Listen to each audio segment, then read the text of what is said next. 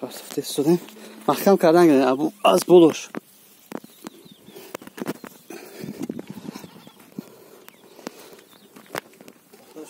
محکم شد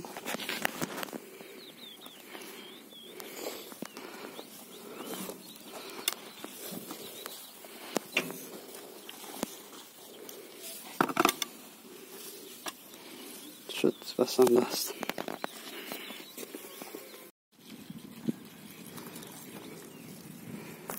السلام علیکم دوستان عزیز ما قرار داریم در ناحیه مسجد ولایت سوخت جایی که ما قرار داریم از مرکز شهر دوشنبه 400 کیلومتر دور است من از روی توصیه ما اکی کامل اینگونه جای تیار کردن من برای آبش ما گفتیم که در دوام اول 2 ماه آبایی که از خودش میبراید به خودشان میریزد تکرارا بعد 3-4 ماهش میتونن همین آبا نیست و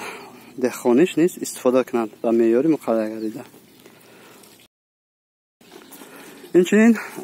اکمو دارن پرنیکشان هست چالوشان هست ما داخل پرنیک میدرویم و باید به جدکی بیاگوموس نیست معلومات میتیم وقتی که به اینجا آمدیم مشکلی دهخانه را یک بار دیگه من حس کردم به خاطر که اعصاب نوروی مینرالی و ارگانیکی اینها مثلا پوری گوشونه به آب تر کرده شربتشونه به بسین میریزد و اینچنین پوری گوسفند به آب تر کرده شربتش بسین میریزد و این آب به آبیاری پرنیکشان استفاده میکند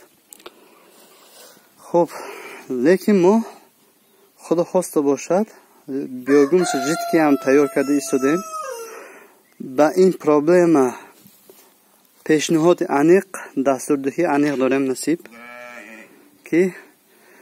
با استحصال کنندگان محصولات های کشاورزی این یک دستگیری کلان می شود ما قرار داریم در گرمخانه اکمان که مشغول است به پرورش پمیدور چیزی که در بالا دیدین اینو شربت گاو رو با وسیله آبیاری قطرگی بر رستنی هاشون میتند خب اینو ما یک خلاصه انیق را پیشنهاد میکنیم نصیب بیاگوم سوی جدکی داریم که افکتشون نسبت به پوری گاو 1 مرتبه خوبتر است ما رو در یوتیوب همه وقت پیگیری نمایید از نوگوی ما همه خبردار باشید خب ویدیو آینده خدا حافظ